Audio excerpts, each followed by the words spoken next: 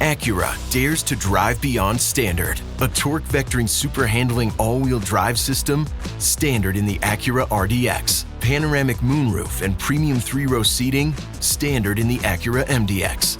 Sound that surrounds you, an 18-speaker Bang & Olufsen premium sound system comes standard in the all-electric ZDX, the Acura RDX, ZDX, and MDX, where precision meets craftsmanship. Visit Acura.com to learn more. Welcome to the Superhero Leadership Podcast, hosted by former CEO of Marvel Entertainment, Peter Cuneo. Listen as he explores outstanding leadership through the lens of successful superhero leaders.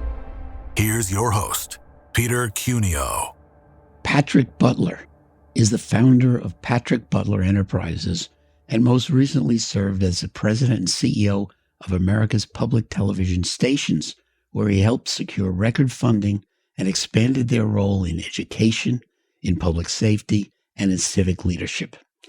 Before that, he spent nearly 2 decades as a senior executive at the Washington Post Company, where he launched Newsweek Productions and produced over 200 hours of award-winning documentaries, including an Emmy winner.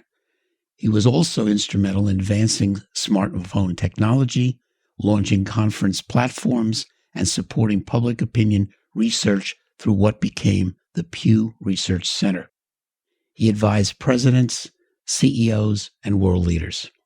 He served in the White House under Ford and Reagan, and he played a key role in greenlighting Ken Burns' The Civil War. And in the interest of full disclosure, Pat is my brother-in-law. Welcome, Pat. So you have the distinction of being the first person related to me that I've ever interviewed. No one else has made the cut before. I'm honored. Thank you. You are clearly at the top. The thing that I think about when I really reflect on Pat and his time in Washington, which has been many decades now, I see a person who is very good at positive relationships, working or personal, with other human beings, regardless of their side of the aisle, their politics, or their strong opinions on any one subject here in Washington. Pat doesn't really reach across the aisle in my mind. He walks the aisle. Can you talk about your family and your life in Tennessee growing up and the years before Washington started? Sure. Thank you, Peter. My father in particular was the example of leadership in my early years and for many years thereafter. He was a teacher and he was a minister and he was a school principal. And so I could just watch my father standing in front of a classroom or running a faculty meeting or standing in front of the congregation of our church delivering a sermon. And my first experience in media was helping my father with his radio program on Sunday mornings in a little town called Kimball, Tennessee, where I grew up.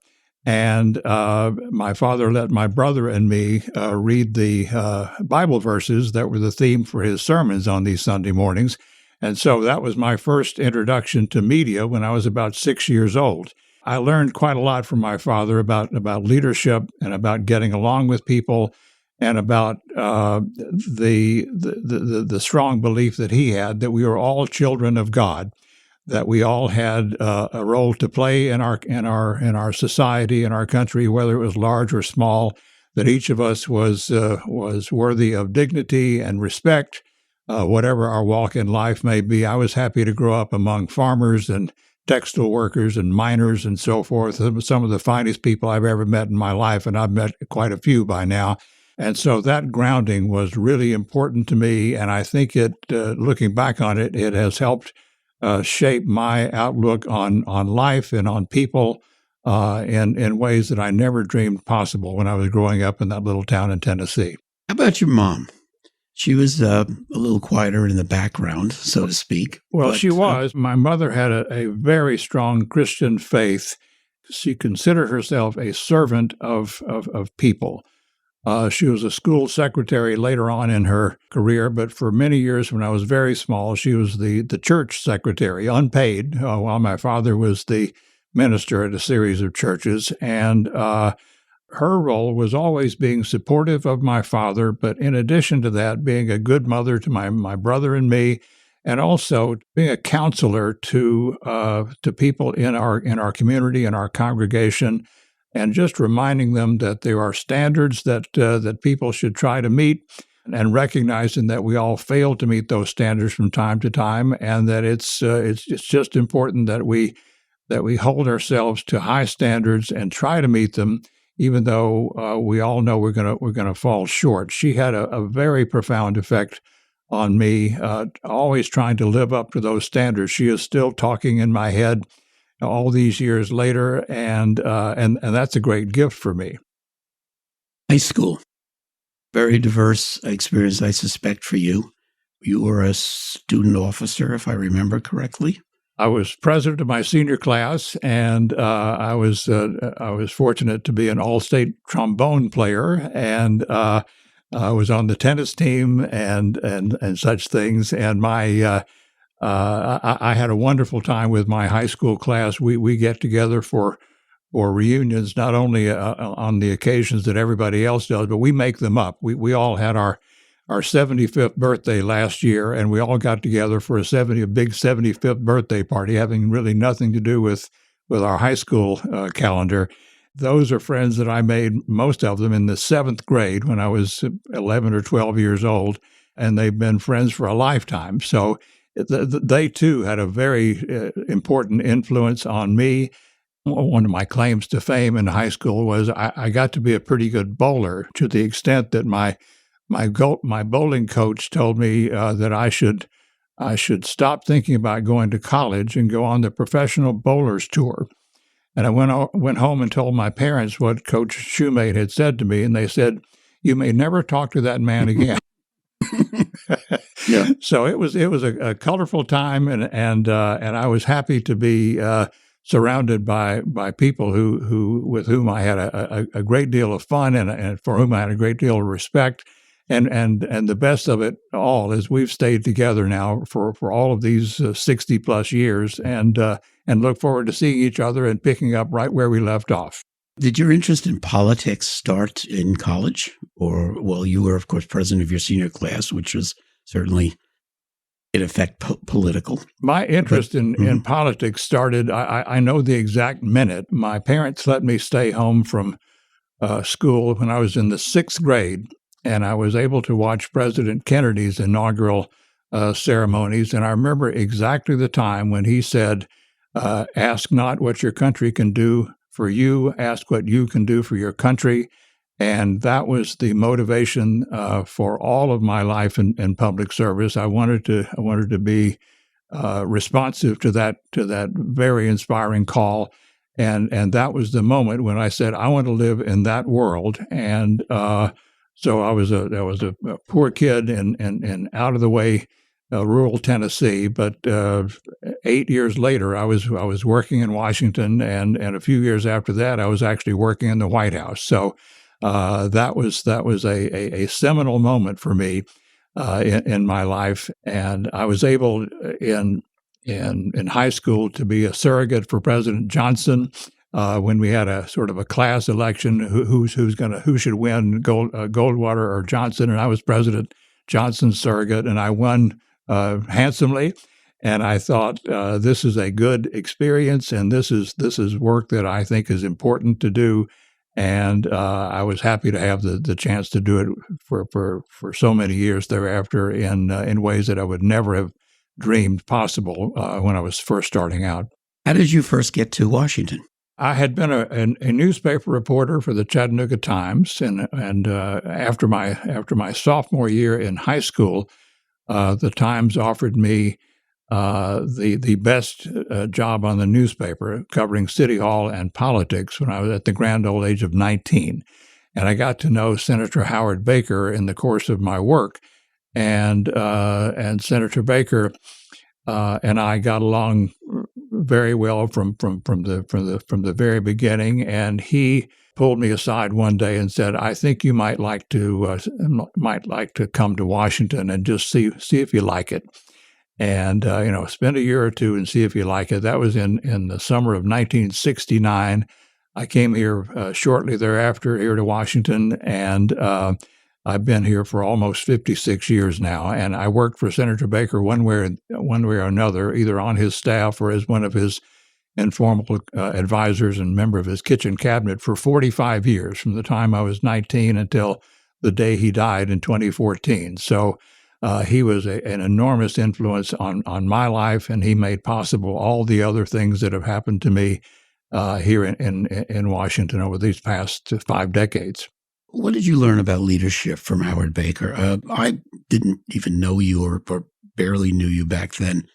But, I was a fan of Howard Baker, too. I saw him in action on television, in hearings and what have you, for which he handled himself, I thought, just brilliantly. But what was it about him that, you saw as a mentor and that you wanted to learn from? There was an innate decency and civility about Senator Baker that I always found attractive.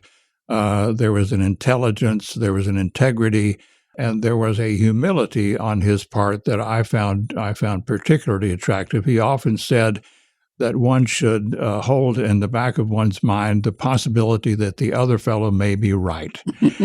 And that was quite an important lesson for me. I mean, a lot of people in today's Washington think they have a monopoly on the truth, and Senator Baker never did. He was always open to other ideas and other points of view, and that openness was one of the most important things he taught me and everybody else who ever worked for him, while holding on to a core of convictions that he also thought were important, and the courage that he showed in everything from his investigation of the Watergate scandal to the ratification of the Panama Canal treaties, to working on the very first environmental protection laws with Senator Edmund Muskie of Maine across the partisan aisle, when not many people were thinking that environmental protection was very important.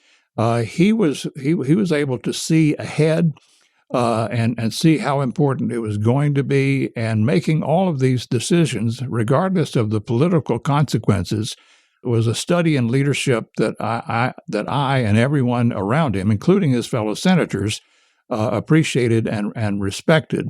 When Senator Baker was the Republican leader, one of his colleagues said, when asked by a reporter, "Well, who among the senators do you respect most?" And this senator said, "Well, there's Howard Baker, and then there's all the rest of us." And so having an opportunity to work for him as closely as I did for as long as I did gave me some real insights and tremendous experience in becoming a leader myself as life went on. I'll be back in a moment with more of Superhero Leadership. Stay with us. This episode is brought to you by Diet Coke. You know that moment when you just need to hit pause and refresh? An ice-cold Diet Coke isn't just a break. It's your chance to catch your breath and savor a moment that's all about you. Always refreshing, still the same great taste. Diet Coke. Make time for you time. Seems to me that you were able to foster a series of mentors, in government here in D.C. And you took a personal leap with each one, whether it's, with regard to leadership or your personal life or whatever. It's a credit to you to basically have had all these people see something in you that maybe you didn't even see in yourself. Some of us have had that experience. I know I have multiple times in my life. In my case, though, I chose to take the shot anyway, not thinking. We call this, I think the latest phrase is imposter syndrome, where you really don't think you belong, but what the heck, you'll take the shot. And all those worked out for me because at various times I managed to find people who really thought more of me than maybe I thought of myself. And I wasn't lacking in confidence, but just how high could you go? That had to affect you a lot, and you learned different forms of leadership maybe from each one. Maybe the boldest thing I ever did was to apply for a job at the White House that did not exist. I was bold enough at the grand old age of 25 to write a speech that President Ford could have given to his first joint session of Congress, and I sent that speech and a cover letter to a man named Bob Hartman, who was the counselor to the president in charge of the speechwriting staff, and I said, "This is what I can do. If I can be helpful, I'd be honored." Well, Mr. Hartman called me back about a week after I had sent that letter and said, "Why don't you come in and let's have a talk?" And so at the grand old age of 25, I was offered a position as a speechwriter for the President of the United States, just on the strength of a draft speech that I had written. And President Ford himself pretty soon found that I was adept at writing an applause line. I could get the audience on its feet, or I could get the audience to applaud and get enthusiastic about what he was saying. And he said, "You're going to be on the plane with me for the 1976 campaign." So here I was, 26 now, and riding around the country on Air Force One with President Ford as he was, first of all, defeating Governor Ronald Reagan in the Republican primary for the presidential nomination, and then running a very robust campaign against Governor Jimmy Carter of Georgia for the general election. And because the president had found a peculiar and particular talent in me in being able to rouse a crowd, I became an unlikely member of his circle. So he and I got to be pretty close, despite the difference in our status and our age and so forth. And we developed a friendship that lasted the rest of his life. And I felt very fortunate to have a tremendous honor and an unbelievable opportunity to serve him and serve my country, as I had hoped to do since President Kennedy's call 15 years earlier. And so I just consider myself among the most fortunate people in the world to have had a particular talent that was useful in the moment, and that has helped me to launch related careers, but not exactly the same career as life has turned on. That was the most important thing I ever did, I guess, professionally, was just have enough confidence in myself that I could make bold to presume that I could put words in a president's mouth that would be useful and effective and persuasive, and I did, and he did, and the rest, as they say, is history. You know, it's interesting because we talk in leadership a lot about being an effective communicator, and one of the weaknesses that we see in a lot of poor leaders is they don't communicate well or often or hardly at all in many cases. And so words matter.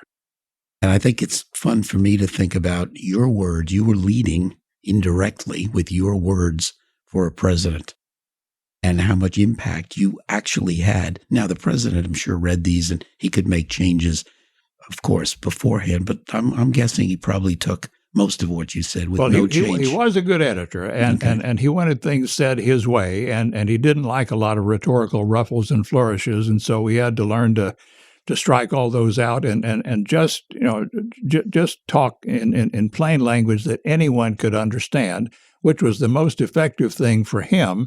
And I learned through that that there is tremendous power in simplicity and in clarity.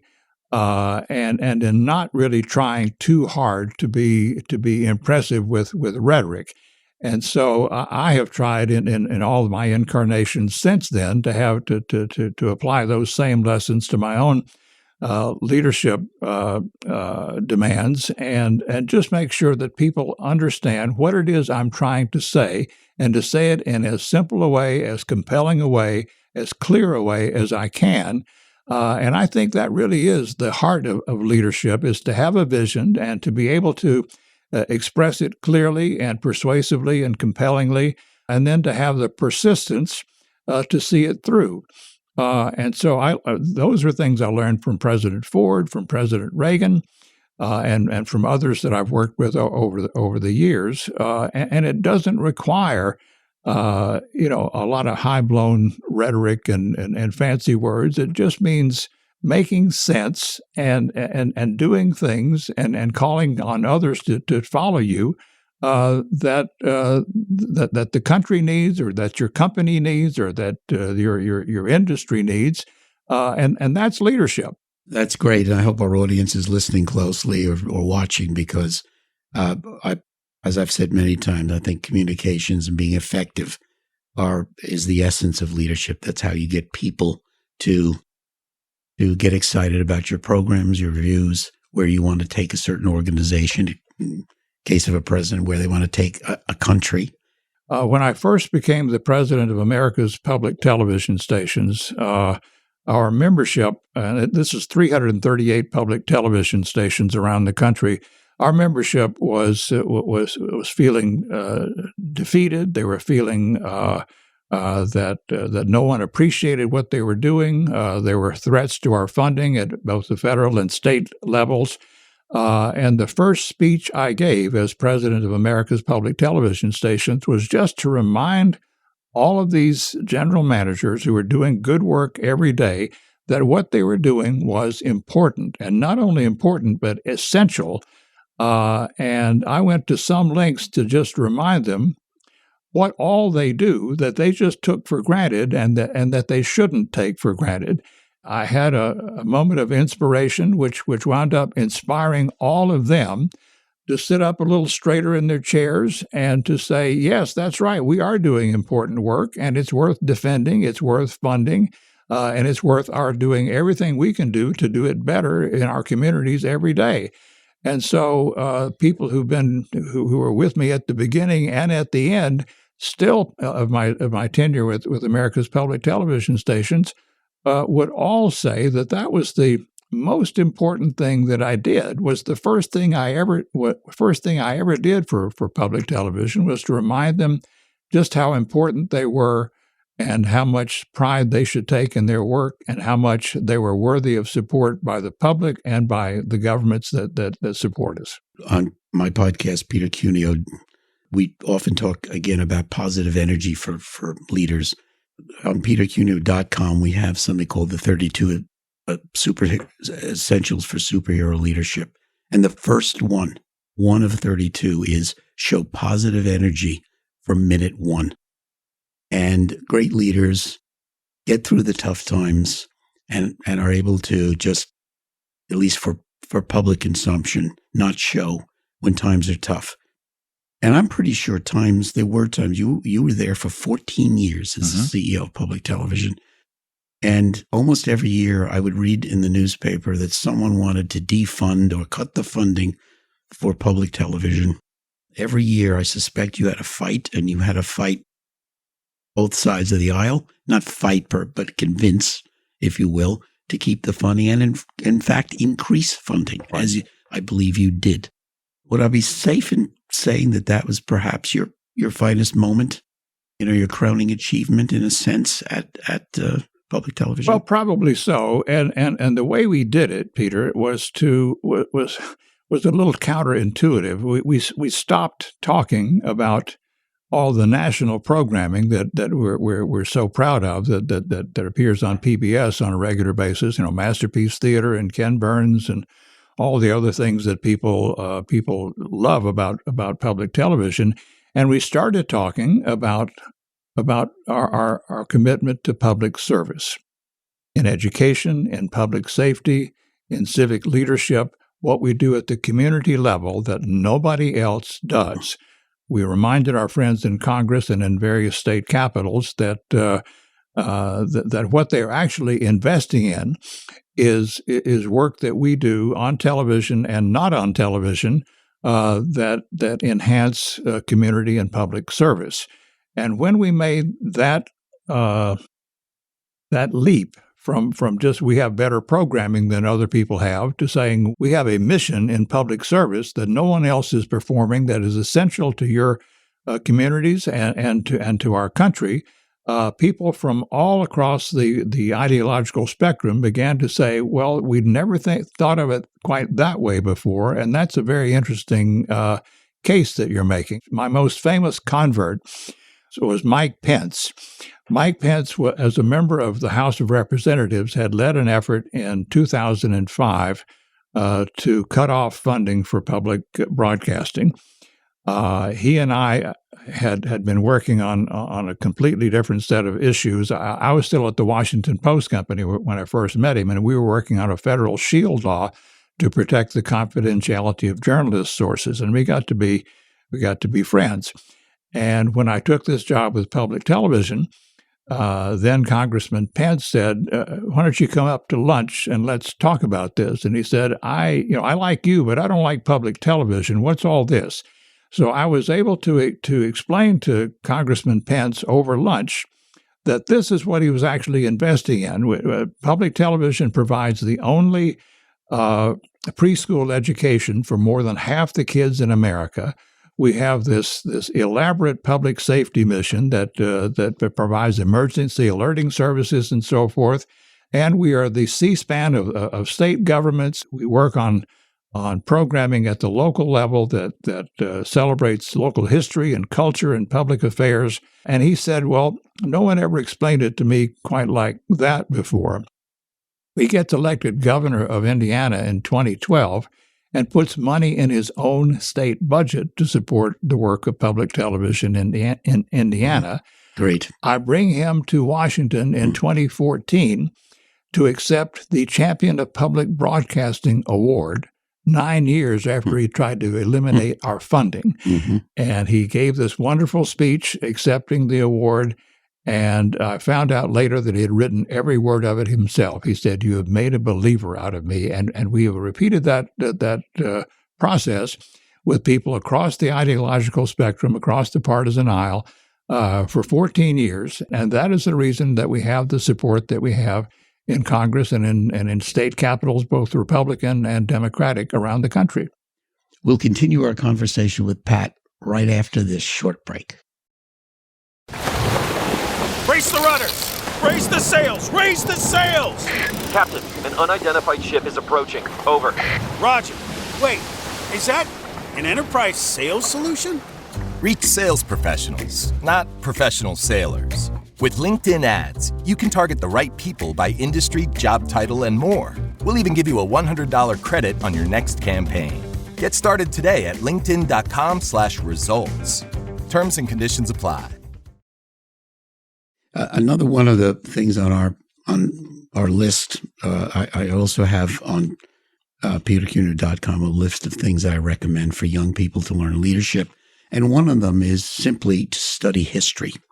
Because we've all heard the phrase past is prologue. And I do believe that you can learn a lot from studying other successful leaders in history, not just Americans and so on. And I've now served on the foundation board of the National Archives for 14 years. And it's been a wonderful experience. And the audience should know that the reason I've had that wonderful experience and learned a lot about leadership is you. One of the areas of your career, your background, your experiences that we haven't talked about yet is, in fact, service in the private sector.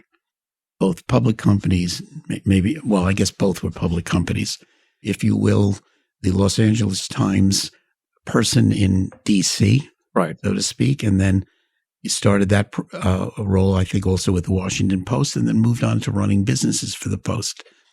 Can you talk a little bit about the differences? How did you cope with making the leap from government, let's say, to organizations that were very profit-oriented, as they should be? Sure.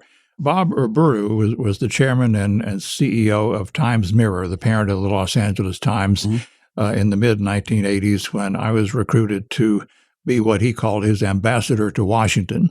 And what that meant was handling not only government relations, but philanthropic enterprises, and just getting the word out about what Times Mirror was and what we were trying to accomplish as a company, and also helping to find things in the Washington area that the company might be interested in acquiring. And during my tenure, we bought the Baltimore Sun, we bought Broadcasting and Cable magazine, we bought National Journal. So I started out as in this ambassadorial role, and it just evolved into a more traditional sort of business role as well. That has been my experience not only at Times Mirror, but also at the Washington Post Company, where I was brought in as a vice president without any suffix and not vice president for anything. They just said, we'll figure it out.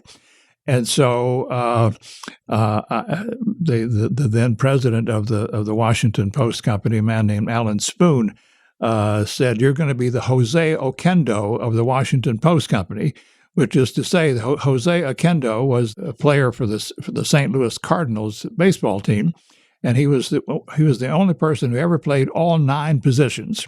So Alan said, you're going to be as versatile as any executive we have in this company, and we just want you to figure out how many ways in which you can be helpful.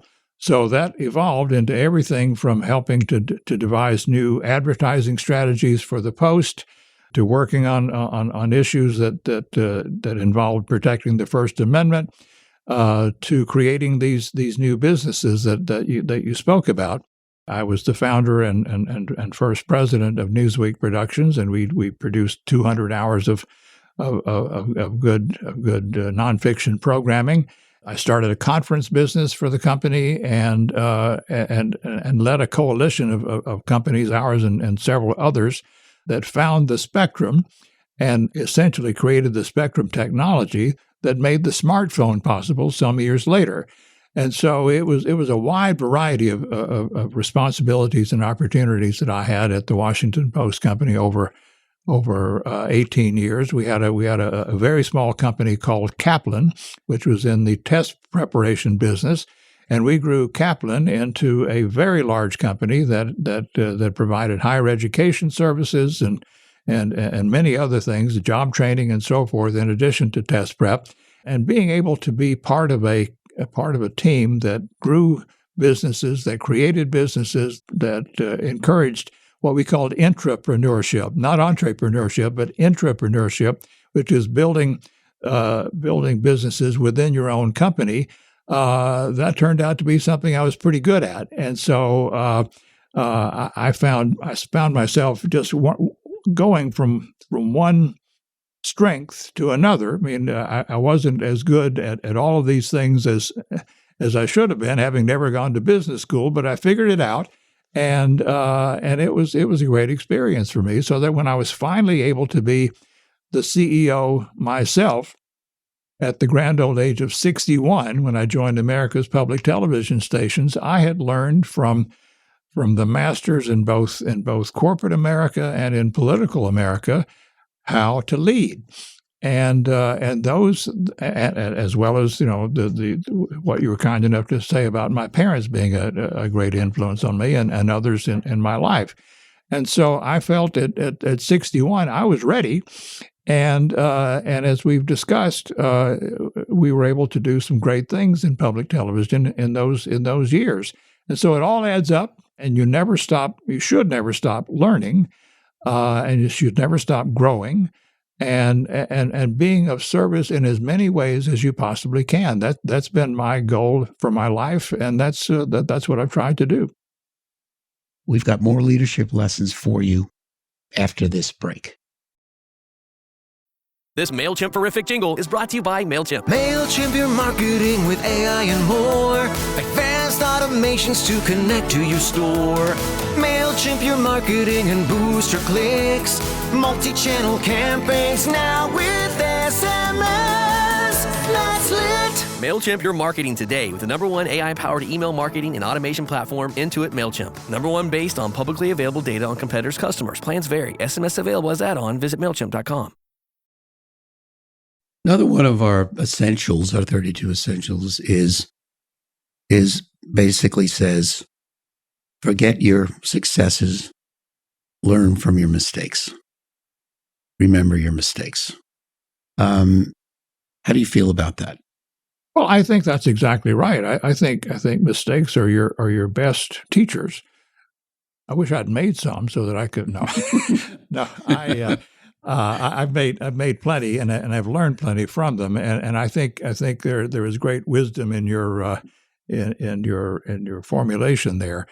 And I think any leader who is not willing to acknowledge that he or she has made mistakes is really not much of a leader, because we're all human. And if we're not taking risks, if we're not willing to be wrong, if we're not willing to be unsuccessful on one thing or another, we're not really leading. We're playing it safe, and that is not leadership. I think you put it exactly right that mistakes are the best things, the best teachers for us as leaders. And you try not to make any more than you have to make, but they are going to be inevitable if you're going to try great things and try to be bold and try to be inventive.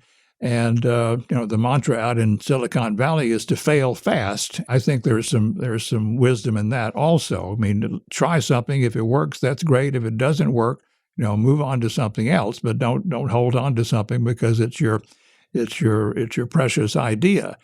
That kind of rigor, I think, is useful in whatever enterprise that we're in, whether it's business or politics or government or the teaching professions or the law or anything else. As long as you're growing, as long as you're learning, you're going to be making mistakes and learn from those, and you'll get better every year. For our audience, I think we try to make the point here that failure is not failure necessarily. This is how we make big leaps in life, actually, and get better. Of course, no one wants to fail. We'd all like to be perfect, but unfortunately, we're all human. And by definition, we're not perfect. And so we will make mistakes along the way. But I think the key is for people who aspire to be leaders, who are in our audience today, or people who are leaders who aspire to get better. I think the key point here is that, to your point, you're going to have to take risks to be an effective leader and learn from those risks. No, it wasn't someone else's fault. Right. No, it wasn't bad luck. Right. I don't really believe in bad luck, really. Certainly not a string of bad luck. And so, taking responsibility is the most important thing, I think, of a leader. One of the examples that I hold in highest regard is General Eisenhower's letter, his statement that he never had to make, but he wrote out this statement in advance of D-Day, saying that in the event that the invasion of Europe had failed, that the responsibility for this is mine alone. Yes. I mean, that's leadership. That is. And, I agree. And I think we could use a lot more people like that, and a lot more people sharing that kind of attitude, that I'm responsible, and that I take that responsibility seriously, and I take it genuinely. And Eisenhower is right at the top of my heroes list. I served under some great officers. As you know, I'm a Vietnam veteran. I was an officer in the U.S. Navy on a guided missile destroyer. I did serve under some great leaders who would admit their mistakes. What they were concerned about was, okay, let's fix it as fast as possible. And I think in my business career, I've been the same way, because I learned it's okay. What's not okay is to fix the mistakes or kid yourself about responsibility and so on. And so, we're always going to have those situations. Well, the other thing that I think is important to leadership, not you ask, but I think having a sharp focus on what it is you're trying to accomplish. I mean, it's not just having the job or the nice office or whatever it is, but what are you going to accomplish in the position that you're in, whether you're at the top of the chain or moving up. One of the things I admired about President Reagan, for example, was his focus on 4 things. He said, I want to cut taxes, I want to reduce regulation, I want to rebuild our national defense, and I want to make America stand tall in the world again. And anything else, that's what I got a cabinet for. Those are the things that I'm going to be focused on, and everybody knew what his priorities were. And he worked very hard over 8 years to achieve those goals, and he did. And the American people appreciated that he was doing what he was doing, that they thought he had picked the right 4 things, and they gave him one of the largest electoral reelection victories in the history of the country. not because he was the most brilliant manager in the world, but because he was a strong, focused, effective leader, inspiring leader. And that's another example that anyone who aspires to leadership should take seriously. Well, Pat, it's been great. Thank you so much. Appreciate. I learned a few things from you, as I always do, but I learned a few more things today, and not only about you, but about other people, and very inspiring. And so, thank you very much for coming on, and want to wish you the best of luck, because I know you're not done. You've described quite a career, but I know you're still going strong. Well, Maybe we'll talk about that next. Well, I'd love to do it, and thank you for inviting me. This has been great fun. Thank you, Peter. Thank you so much, Pat. That's it for this episode of Superhero Leadership. A big thank you to my friend and brother-in-law, Pat Butler, for sharing his keen leadership insights and experiences. I hope you join me again next time. Until then, stay focused, stay driven, and keep leading like a superhero with purpose, passion, and integrity. I'm Peter Cuneo.